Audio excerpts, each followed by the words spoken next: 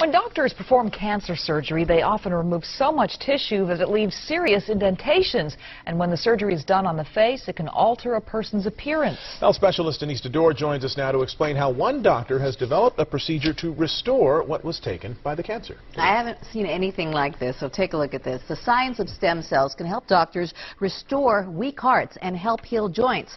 Now a local doctor is using adult stem cells to reconstruct tissue, nerves, and bone destroyed by cancer and the cancer treatment. It gave hope to one man who was told repeatedly nothing could be done to restore his face. Take a good look at Herschel McCallian's face. You'd never know he used to have a gaping hole on the right side. I was very sad.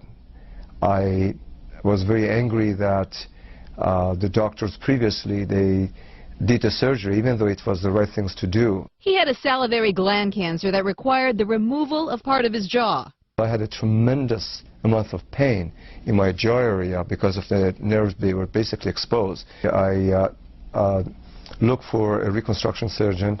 Most doctors, they did not want to touch me.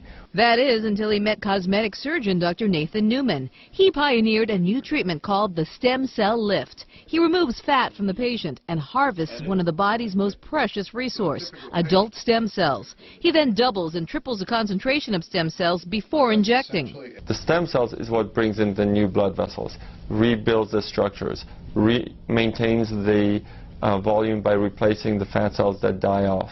Not only can the fat and stem cells be used for cosmetic reasons, Dr. Newman says the stem cells are so smart they can also break up scarring caused by the cancer treatment and rebuild and reconstruct surrounding tissues. We take these fat cells that are enriched with stem cells and put them next to bone. I can actually grow bone and make that bone stronger and bigger.